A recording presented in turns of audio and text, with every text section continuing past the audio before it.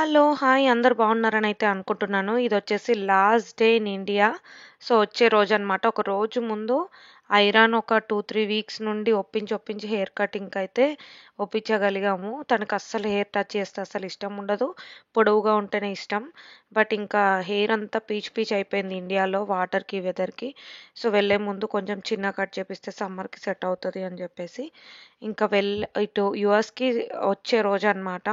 మేమైతే 4:00కే లేచాము. మేమంతా పనైపోయి మేము రెడీ అయ్యాక అప్పుడు ఐరన్ లేపామనమాట. సో, 5:30, 5:00కి లేచాక కూడా ఇమ్మీడియేట్‌గా డాగ్స్ కోసమే చూస్తుంది. ఒక్కటైనా తీసుకెళ్దాం యూఎస్‌కి అంటుంది. సో, ఇంకా లగేజ్ అంతా 1 డే బిఫోర్ అంతా చెక్ చేసి రెడీగా పెట్టేసామనమాట. సో, ఈరోజు మేము యూఎస్‌కి ట్రావెల్ చేస్తున్నాము. ఫస్ట్ హైదరాబాద్‌కి వెళ్ళాలి. హైదరాబాద్ నుంచి ఢిల్లీ నుంచి యూఎస్ ఫ్లైట్స్. ఇంకా అత్తమ్మ వాళ్ళైతే 3:00కే లేచి అన్ని కుకింగ్ అవి చేస్తున్నారు. ఇంటి దగ్గర తను చిన్నప్పటి నుండి ఎక్కువ ఐరాతో ఆడుకునేది. ఐరా కూడా బాగా కనెక్ట్ అయింది తనతో. సో, బెస్టీ అని చెప్పొచ్చు. ఇంకా వెళ్ళే ముందు బాయ్ చెప్తుందనమాట మార్నింగే. తను కూడా అప్పుడే హాస్టల్‌కి వెళ్తుంది ఏదో నేర్చుకోవడానికి. సో, ఇక్కడ మండే మేము స్టార్ట్ అయ్యే రోజనమాట. అత్తమ్మ పూజ చేసి, వంట కూడా చేసేసి, మొత్తం ప్యాక్ చేసి, ఇంకా అప్పుడే కార్ కూడా వచ్చేసింది. లగేజ్ ఎక్కువ ఉంది కాబట్టి ఈసారి ఇన్నోవా తీసుకున్నాము. ఎన్ లాస్ట్ టైం కూడా మేము సమ్మర్‌లోనే వచ్చాము. స్టార్ట్ అయ్యే రోజే కరెక్ట్ వర్షం పడింది. సేమ్ ఈరోజు కూడా ఇలాగే సేమ్ లగేజ్ అంతా పైన పెడుతూ ఉంటే వర్షం పడుతుంది. బట్ ఈసారి మాత్రం ముందే కవర్ చేయడానికి అన్నీ చాలా జాగ్రత్తగా ముందే ప్లాన్ చేసుకున్నాము. లాస్ట్ టైం అయితే బ్యాగ్స్ కూడా తడిసిపోయాయి. ఆ బ్యాగ్‌లోకి వాటర్ పోయి యూఎస్ వెళ్ళిన తర్వాత అన్నీ మళ్ళీ వాషింగ్‌కేయాల్సొచ్చింది బట్టలు. సో, ఇప్పుడైతే ఎలాగో వర్షం ఉన్నా లేకపోయినా కవర్ చేయడానికి ముందే కవర్ అవన్నీ తీసుకురమ్మని చెప్పాము కార్ రెంట్ తీసుకున్న వాళ్ళకి. సో, లగేజ్ మాత్రము ఇంకా నెక్స్ట్ టైం బాగా తగ్గించుకోవాలి. అంత ఎక్కువైపోయింది. దాంట్లో ఏముండదు మళ్ళీ తీరా చూస్తే. సో, ఇక్కడైతే ఇంకా లగేజ్ అంతా పెట్టేసాము. అక్కడ బ్యాగ్ చూసారంటే అది యూఎస్‌కి కాదు. అది మా ఇంట్లో ఇచ్చే కొన్ని ఐటెమ్స్ అట్లా ఒక సంచిలో ప్యాక్ చేశా. సో, ఇక్కడ ఐరాకి బ్రేక్‌ఫాస్ట్ కూడా పెట్టేసాము ఇడ్లీ. నేను కూడా తినేసి రెడీగా ఉన్నామనమాట. సో, మళ్ళీ మధ్యలో కర్నూల్‌లో మా మరిది వాళ్ళ ఇంట్లో ఆగాలి.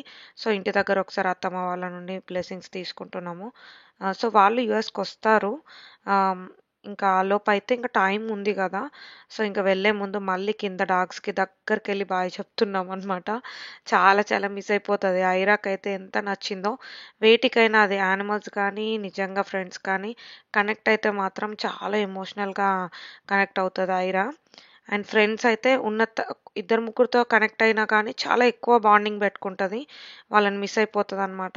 ఇంకా కార్ ఎక్కేసిన తర్వాత కూడా ఒక 100 టైమ్స్ అంటూనే ఉంది. డాగ్ ఏం చేస్తుందో అని చెప్పేసి. సో, ఇంకా లైట్‌గా వర్షం అయితే పడుతుందనమాట.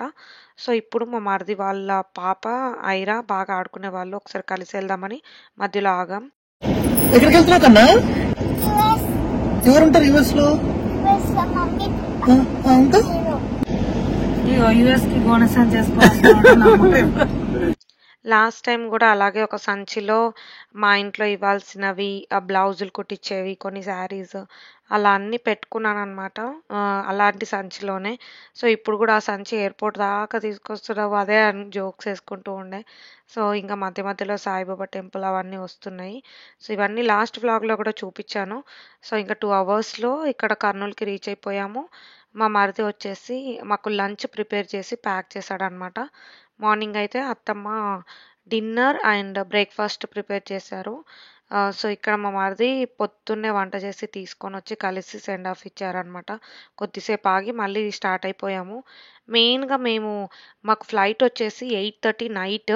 బట్ రీచ్ అయింది మాత్రం మధ్యాహ్నం 12:00 అనమాట. సో, మా వాళ్ళతో కూడా టైమ్ స్పెండ్ చేసినట్టు ఉంటదని చెప్పేసి మాకు అలాగే కుదిరింది. కార్ రెంటల్ తీసుకున్నప్పుడు. ఇంకా పర్లేదు ఒక హాఫ్ డే ఉంటే ఏమవుతదని చెప్పేసి ముందే వచ్చేసాం. మా వాళ్ళకి కూడా ముందే రమ్మని చెప్పామనమాట. వాళ్ళకి యాక్చువల్‌గా 8:30కి అని తెలీదు పాపం. సో, మధ్యాహ్నమే అనుకోని వాళ్ళు కూడా తొందరగా వచ్చేసారు. ఇంక అందరితో బాగా టైమ్ స్పెండ్ చేయగలిగిన. వాళ్ళందరూ ఉన్నంత సేపు అసలు రోజంతా నిల్చొనున్నా నాకు ఎలాంటి టైర్డ్‌నెస్ కానీ, లెగ్ పెయిన్స్ కానీ ఏమీ రాలేదసలు. బట్ ఒక్కసారి ఇంక వన్స్ అందరితో టైమ్ స్పెండ్ చేసి సాయంత్రం అట్లా 5:30 ఆ టైంలో లోపలికెళ్ళాము. సో, అప్పుడు తెలిసింది అసలు రోజంతా నిల్చున్నానని అప్పుడు రియలైజ్ అయ్యా. లాస్ట్‌లో ఫ్యామిలీ పిక్చర్ తీసుకుంటున్నాం ఇక్కడ. బట్ ఎంత ఎండ, ఎంత వేడి ఉండెనో. సో, అదే టైంలో ఇంకా అటు ఇటు తిరుగుతూ, టైం స్పెండ్ చేస్తూ, మాట్లాడుతూ అండ్ లంచ్ కూడా మా అమ్మ వాళ్ళు కూడా ప్యాక్ చేసుకొనొచ్చారు. సో, అందరు కారు దగ్గర తినేసారు. అవన్నీ మోసుకొచ్చి గిన్నెలు అవన్నీ అక్కడ తినడం కష్టమని ఇంకా లాస్ట్‌లో ఎళ్ళిపోయే ముందు చాలా ఎమోషనల్ అయిపోతున్నారు. నేనెంత కంట్రోల్ చేసుకున్నా ఏడవద్దు అని. బట్ వాళ్ళే నాకన్నా ముందు ఫుల్ ఎమోషనల్ అయిపోతారు. వాళ్ళని వదిలి రావడం నాకు కూడా ఇష్టం లేదు. నేను అక్కడే డెలివరీ అయితే బావుండు అని కూడా మధ్యలో కొన్నిసార్లు అట్లా అనుకున్నా.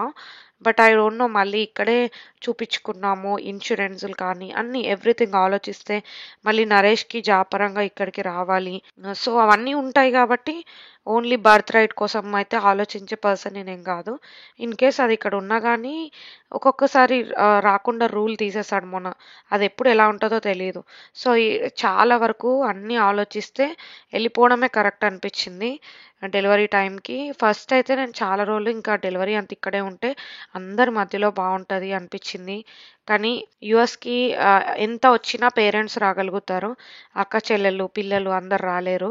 సో, వీళ్ళందరి మధ్యలో ఐరా ఎంత బాగా ఎంజాయ్ చేసిందో, ఎంత బాగా టైమ్ స్పెండ్ చేసిందో, మా సైన్యం మా అమ్మ వాళ్ళ సైడ్ ఉన్న జనాలందరిని చూసి ఎయిర్‌పోర్ట్‌లో అయితే సెక్యూరిటీ ఇంకా వెళ్ళండి, వెళ్ళండి అంటూనే ఉండే. ఎందుకంటే చాలా ఎక్కువ మందుండే, క్రౌడెడ్‌గా ఉండే అండ్ అక్కడ చైర్స్ గూడా అట్లా ఏం లేవు. మా అమ్మ అయితే ఎక్కువసేపు నిల్చోలేరు. బట్ చాలా సేపు ఆ రోజంతా నిల్చొనే ఉన్నారు. తర్వాత 2, 3 రోజులు ఎఫెక్ట్ అయ్యే ఉంటది నాకు తెలిసి. ఆ కాట్ మీద గూడా కాసేపు కూర్చోమని చెప్పాము. బట్ ఇంకా ఇదంతా సెండ్ ఆఫ్ అనేది ఇంత సింపుల్‌గా చెప్తున్నా గానీ అదంత ఈజీగా అవ్వలేదు. వెళ్తాం, వెళ్తాం అనంటూ లోపలికి వెళ్ళకుండా ఇంకా అలాగే అయిపోయింది. మేము 4:00 ఎళ్తాం గావచ్చు అని జెప్పాము మా అమ్మ వాళ్ళకి రాకముందు. బట్ ఆల్మోస్ట్ 6 అయిందనమాట. మళ్ళీ ఇప్పుడేంటంటే మనకు పాకిస్తాన్ వాళ్ళతో వార్ ఆ టైంలో అన్నీ స్ట్రిక్ట్‌గా చెక్ చేస్తున్నారు. అవన్నీ ప్రాపర్‌గా ముందే ఎళ్తే బెటర్ గదా! చెక్ ఇన్ అయిపోయిన తర్వాత రిలాక్స్‌డ్‌గా ఉండొచ్చు. అండ్ మేము చెక్ ఇన్ అయిపోయి లగేజ్ అంతా ఎళ్ళిపోయిందన్న తర్వాతనే వాళ్ళని వెళ్ళిపోమని చెప్పాము. సో, అంతవరకు బ్యాక్ సైడ్ చూస్తూనే ఉన్నాం. బ్యాక్ సైడ్ మొత్తం మా వాళ్ళతోనే ఎయిర్‌పోర్ట్ అంతా నిండిపోయింది అక్కడ బయట. మీరు చూసారంటే అక్కడి నుంచి ఇక్కడి వరకు వీళ్ళే ఉన్నారు మొత్తము. కానీ లోపలికెళ్ళి లగేజ్ అంతా ఓకే అన్న తర్వాత ఫోను చేస్తామని చెప్పామనమాట. అప్పుడు లోపలికెళ్ళి చెక్ ఇన్ దగ్గరికెళ్ళాము. ఇంకా ఐరా గూడా ఈవెన్ బ్యాగ్ మీద కూర్చుంది. నేనైతే ఎక్కడ ప్లేసుంది అక్కడ కిందైనా కూర్చుంటానన్నట్టుగా అయిపోయింది. జనాలందరూ ఉన్నప్పుడు రియలైజ్ అవ్వలేదు. చాలా చాలా లెగ్ పెయిన్స్ వచ్చాయి. నిల్చొని. అంటే మన వాళ్ళంటూ ఉంటే మనం అన్నీ మర్చిపోతాం అంటాం గదా! అండ్ దట్ టూ నేనైతే ప్రెగ్నెంట్ అనే విషయమే మర్చిపోతా అప్పుడప్పుడు. అలా వాళ్ళు గూడా అప్పుడప్పుడు గుర్తు చేస్తారు. "నువ్వు ఇట్లా నిల్చోకు" అది ఇది అన్నా గానీ పర్లేదు అంటూ అట్లనే నిల్చున్నా అనమాట. సో, మేము వీల్ చైర్ తీసుకున్నాము. ఎందుకనేది మీకు ముందు ముందు చెప్తానిప్పుడు. సో, లగేజ్ అంతా స్మూత్‌గానే అయింది. ఎందుకంటే మేము చాలా తక్కువ వెయిట్ ఒక్కొక్క దాంట్లో పెట్టుకున్నామనమాట. లాస్ట్ టైమ్ ఇండియా వచ్చినప్పుడు 100 గ్రామ్స్ ఎక్కువున్నా గానీ రిమూవ్ చేసేదాకా వదలలేరు. ఎందుకొచ్చిన రిస్క్ అని చెప్పేసి అన్నిట్లలో కొంచెం కొంచెం తక్కువ పెట్టుకున్నామనమాట. అది కొంచెం పీస్‌ఫుల్‌గానే అయిపోయింది. సో, ఇంకా ఇక్కడ 8:30కి మాకు ఫ్లైట్ హైదరాబాద్ నుంచి ఢిల్లీకనమాట. సో, అంతా అయిపోయిన తర్వాత వాళ్ళు గూడా స్టార్ట్ అయిపోయారు, ఎళ్ళిపోయారు. ఇంకా ఐరా ఇక్కడ కొంచెం పాస్తా పెడితే తింటుంది కానీ, ప్రాపర్‌గా వాళ్ళిచ్చిన ఫుడ్ అయితే కంప్లీట్ చేయలేదు. ఢిల్లీకి రీచ్ అయిపోయాము. ఆల్మోస్ట్ ఇది మిడ్‌నైట్ టైంలోనే. ఇంకా ఇక్కడ వీల్ చైర్‌లో నేనేమో రిలాక్స్‌డ్‌గా కూర్చుంటే, ఐరా, నరేష్ ఇంతింత దూరం నడుస్తుంటే ఐరాని చూస్తే చాలా బాధేసింది. బట్ ఇక్కడ మాత్రం ఇంకా తప్పదు ఇవి. ఎందుకు అనంటే, నేను పేషెంట్ కాదు ప్రెగ్నెంట్ అంటే. నాకు తెలుసు యాక్టివ్‌గానే ఉంటా. నేను ఎంత దూరమైనా నడుస్తా. బట్ ఒక్కటే ఏంటంటే, ఆల్రెడీ నేను హాఫ్ డే అంతా నిల్చొనే ఉన్నా. అండ్ తర్వాత ఇంకా పోను జర్నీలో ఎలా ఉంటదో తెలీదు. అండ్ వెయిటింగ్ గూడా లైన్‌లలో ఎక్కువసేపు ఉండి, చెక్ ఇన్, చెకౌట్స్ దగ్గర, ఇమిగ్రేషన్స్ దగ్గర పెద్ద పెద్ద లైన్స్ ఉండొచ్చు. అందుకనే వీల్ చైర్ అయితే బెటర్ అని చెప్పేసి ఫోర్స్‌ఫుల్‌గా కూర్చోబెట్టాడు నరేష్ అయితే. సో, ఇక్కడ ఢిల్లీలో ఇంకా ఫ్లైట్ ఎక్కే ముందు కంప్రెషన్ సాక్స్ వేసుకున్నా. ఆదోనిలోనే వేసుకొనుంటే బావుండు. ఎందుకంటే అది జస్ట్ సింపుల్ కార్ జర్నీయే కదా అనుకున్నా గానీ, ఆ car journey plus half day అంతా నిల్చొని కాళ్ళంతా ఉబ్బిపోయాయన్నమాట. సో, అవి ముందు నుండే వేసుకొనుంటే అంత ఎఫెక్ట్ అయ్యేది ఉండేది కాదు. కంప్రెషన్ సాక్స్ మాత్రం 100% వర్క్ అవుతది. ప్రెగ్నెంట్ అనే కాదు నార్మల్ వాళ్ళు కూడా వేసుకోవచ్చు. ఈవెన్ నరేష్ కూడా యూజ్ చేశాడు. ఇంకా ఐరాన్ అయితే ఎంగేజ్ చేయడానికి రకరకాల ప్లెయిన్ బుక్స్ కొన్ని క్రేయాన్స్, పెన్సిల్స్ కొన్ని చిన్న చిన్న టాయ్స్ అలాంటివన్నీ చాలా క్యారీ చేసాం. అండ్ వచ్చే ముందు కూడా మళ్ళీ కొత్తవి తీసుకున్నాం. అవన్నీ అయిపోయినాయి ఇండియా వెకేషన్‌లో అప్పుడప్పుడు మేము యూఎస్ నుండి తెచ్చుకున్నవి. మళ్ళీ వచ్చే ముందు కొన్ని స్టిక్కర్ బుక్స్, కొన్ని కలరింగ్ బుక్స్ అట్లా తీసుకున్నామనమాట. పక్కనే డీమార్ట్ ఉండే ఆదోనిలో. సో, ఇంకా ఇవన్నీ ఫుల్ ఎంజాయ్ చేసింది. ఐరా ఫుల్ ఎంగేజ్ అవుతుంది వాటితో. అండ్ ఇంకొకటేంటంటే వచ్చే ముందు ఫ్లైట్‌లో అంత బ్యాడ్ ఎక్స్‌పీరియన్స్ అదేంటి అనేది చెప్తా మీకు. సో, ఇక్కడ ఐరా అయితే మూవీస్ తనే పెట్టుకొని, తనే చూస్తూ తను మాత్రం జర్నీ బాగా ఎంజాయ్ చేసింది. ఇండియా ట్రిప్ కూడా ఎంజాయ్ చేసింది. నాకు మాత్రం చాలా ఎఫెక్ట్ అయింది. ఎందుకంటే ఇప్పుడు ఎయిర్ ఇండియా సర్వీసెస్ గురించి కానీ, రీసెంట్‌గా జరిగిన యాక్సిడెంట్ గురించి కానీ చూసారు కదా! ఎంత ఘోరంగా జరిగిందో. బట్ ఇక్కడ మాత్రం మేము యూఎస్ నుండి ఇండియా వచ్చేటప్పుడు ఆ ఫ్లైట్‌లో ఫుడ్ పెట్టే ప్లేట్ కూడా పనిచేయలేదు. బట్ ఈ ఫ్లైట్ మాత్రం కొత్తగానే ఉంది. అన్నీ బానే ఉన్నాయి. అండ్ స్క్రీన్స్ పనిచేస్తున్నాయి. ఇంతకుముందు వచ్చిన దాంట్లో మాత్రం అసలు మూవీస్ కాదు కదా! డిస్‌ప్లే కూడా అసలు పనిచేసేది కాదు. అవన్నీ పక్కన పెడితే అసలు ఫ్లైట్ చాలా ఖాళీగుండే. 3 సీట్స్ ఒక పర్సన్‌కే వచ్చినాయి కొంతమందికి. మంచిగా యాక్టివ్‌గా ఉండే వాళ్ళకు అట్లా. బట్ అదే నేను ప్రెగ్నెంట్ కొంచెం ఓల్డ్ ఏజ్ పీపుల్ వాళ్ళకు అట్లా ఆ సీట్ మాత్రము 3 కలిసి రాలేవు. సో, ఒకవేళ ఎక్కడైనా ఖాళీ ఉంటే నాకివ్వండి. నాకు రెస్ట్ తీసుకోవాలనుకుంటున్నా, పడుకోవాలని అనుకుంటున్నా అంటే కూడా అసలెవ్వరు ఒక కన్సర్న్ కూడా చూపించలేరు. ఆ జనాలంతా అట్లున్నారు బాబోయ్! అనిపిచ్చింది. అండ్ మేమింకా ఫ్లైట్ వాళ్ళని కూడా అడిగామనమాట. సో, ఎక్కడ కుదిరినా గానీ నాకొక 2 సీట్స్ అయినా అరేంజ్ చేయండి. పడుకోవడానికి ఈజీగా ఉంటది అని చెప్పి. బట్ వాళ్ళు కూడా ఏం చేయలేకపోయారు. You have to ask other people అని చెప్పారంతే. అడిగితే మాత్రం ఎవ్వరు ఇవ్వలేదు మన వాళ్ళైతే. ఇంకా నరేషే ఐరాని ఎత్తుకుంటే ఐరా సీట్‌లో నేను అట్లా పడుకున్నాననమాట. అందుకే నాకు లెగ్ పెయిన్ కొంచెం పర్లేదనిపిచ్చింది.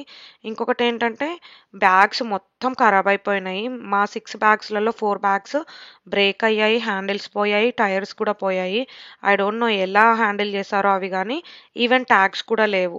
సో, అవి న్యూయార్క్ రీచ్ అయ్యి, మళ్ళీ న్యూయార్క్ నుండి ర్యాలీకి మేము చెక్ ఇన్ చేసేటప్పుడు యాక్సెప్ట్ కూడా చేయలేరు. ట్యాగ్ లేదు. అది మీదా కాదా లగేజ్ అని చెప్పి. సో, అది మిస్టేక్ వాళ్ళదే. యాక్సెప్ట్ చేయకపోవడము వాళ్ళే. నాకైతే అస్సలు వెరీ బ్యాడ్ ఎక్స్‌పీరియన్స్ అనిపిచ్చింది. సో, అలా అయితే మా జర్నీ అయింది. ఇంకొకటేంటంటే న్యూయార్క్‌లో ఇమిగ్రేషన్ ఎక్స్‌పీరియన్స్ చాలామంది అడుగుతున్నారు. ఏంటంటే ఏమేం క్వెషన్స్ అడిగారు అని చెప్పేసి. బేసిక్ క్వెషన్స్ అడిగారు మమ్మల్నయితే. ఏ ప్లేస్‌లో ఉంటారు? ఏ కంపెనీకి వర్క్ చేస్తారు? అండ్ ఏమైనా ఫుడ్ ఉందా? మేము రైస్ ఐటెమ్ ఉంది అని చెప్పాము ఐరా కోసము. ఫ్రూట్స్ ఉన్నాయా అని అడిగారు. ఇలాంటి సింపుల్ క్వెషన్సే. అది కూడా నరేష్‌నే అడిగారు. ఎందుకంటే నేను వీల్ చైర్‌లో ఉన్నాను కాబట్టి నన్నంతగా ఏం పట్టించుకోలేరు. బట్ రీసెంట్‌గా మా ఫ్రెండ్ వాళ్ళు చెప్పారనమాట. సో, వాళ్ళకేం ఎక్స్‌పీరియన్సెస్ అయ్యాయి అంటే శారీస్ తెచ్చారా? జ్యువెల్లరీ తెచ్చారా? అని చెప్పేసి. ఎందుకంటే ఇప్పుడు ఇంటింటికి యూఎస్‌లో మన ఇండియన్స్ రకరకాల బిజినెస్‌లు పెట్టేసుకుంటున్నారు. సో, శారీస్ బిజినెస్ కానీ, జ్యువెల్లరీ బిజినెస్ కానీ పెట్టేవాళ్ళు అలా ఏమన్నా తీసుకొచ్చారా అని చెప్పేసి అడుగుతున్నారంట.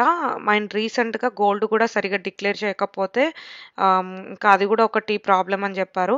సో, మీరొచ్చే ముందు లగేజ్ పరంగా జాగ్రత్త తీసుకోండి. ఫుడ్ ఎక్కువ క్యారీ చేయకపోవడం బెటర్. పికిల్స్ అస్సలు క్యారీ చేయకండి. నేనైతే ఏమీ క్యారీ చేయలేదు. అండ్ ఫ్రూట్స్ అయితే ఇంకా నాట్ అలౌడ్. అవి ఎలాగో తెలిసిందే. సో, అలా అయితే మా జర్నీ అయిపోయింది.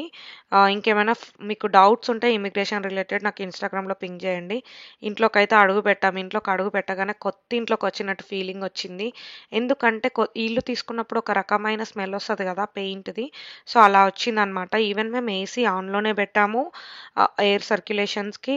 అండ్ ఇంకా రోబో కూడా ఎవ్రీడే షెడ్యూల్ చేసాము. డస్ట్ అట్లా ఉండకుండా. రాగానే చెట్లు చెక్ చేసామనమాట. ఈ డ్రిప్ సిస్టమ్ పెట్టాం కాబట్టి ఎప్పుడు భయమైతే ఉండే. బట్ మా ఫ్రెండ్ ఎప్పుడు ఎవ్రీ వీక్ 2 టైమ్స్ అట్లా వస్తూ చెక్ చేస్తూ ఉండే తను. అండ్ ఒక్క చిన్న పాట్‌లో ఒక్కటే కొంచెం వాటర్ ఎక్కువ అవుతుండే. అదొక్కటి తను తీసుకెళ్ళిపోయింది.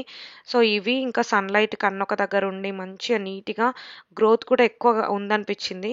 సో, ఈ డ్రిప్ సిస్టమ్ అయితే చాలా బాగా వర్కౌట్ అయింది. అండ్ మాకైతే నచ్చిందనమాట. అబ్బాయి ఏ టెన్షన్ లేకుండా ఎవ్వరికీ పని చెప్పకుండా హ్యాపీగా ఇంట్లోనే ఇట్లా ఒక మూలకు పెట్టేసి వెళ్ళిపోవచ్చు ఎప్పుడైనా అని చెప్పేసి. బట్ రాగానే ఇల్లంతా చెక్ చేస్తున్నా నేను. విండోస్, డోర్స్ అవన్నీ ఓపెన్ చేస్తున్నా ఒకసారి. ఆ స్మెల్ అంతా పోవడానికి అట్లా. బట్ ఇంటి బయట పాటియోలో చూస్తే షాక్ అంటే షాక్. పోలెన్ పడిందనమాట. చెత్త చెత్త అయిపోయింది గ్రీన్ కలర్‌లో. ఫర్నిచర్ తీయడం మర్చిపోయాం పాటియోలో.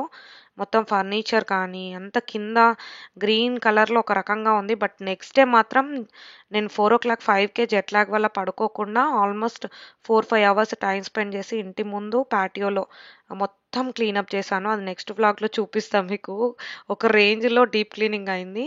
సో, ఇంకా ఫ్రెష్ అప్ అయ్యి ఇంకా ఫుడ్ తినాలి. ఫుల్లు నిద్రొచ్చేస్తుంది, ఆకలవుతుంది. మేము రీచ్ అయ్యే టైంకి I think 5 అయిందనుకుంటా ఇంటికొచ్చేసరికి. Aira correct ఇంటికొచ్చే time ముందే పడుకుంది. సో, లేచాక ఎలా రియాక్ట్ అవుతదో అని చెప్పేసి మేము అనుకోని బలవంతంగా లేపుతున్నాం. మళ్ళీ పడుకుంటే జెట్ లాగ్ అదంతా ఎక్కువుంటదని చెప్పి తను టాయ్ రూమ్‌లోకి తీసుకెళ్ళిపోయామనమాట. ప్రతి టాయ్‌కి తను హాయ్ చెప్తూ, హగ్ చేసుకుంటూ చాలా ఇట్లా ఎమోషనల్‌గా అన్ని గుర్తు తెచ్చుకుంటుంది. సో, అలా అయితే మా జర్నీ అయింది. హోప్ మీ అందరికీ వీడియో నచ్చిందని అనుకుంటున్నాను. ఇంకా నెక్స్ట్ వీడియో గెస్ చేసేయండి ఏం పెట్టబోతున్నాను అనేది. అలాగే మీరు ఇన్‌స్టాగ్రామ్‌లో ఫాలో అవ్వకపోతే అక్కడ కూడా ఫాలో అవ్వండి. See you in the next video. Thank you so much for watching this video. Thank you. Bye.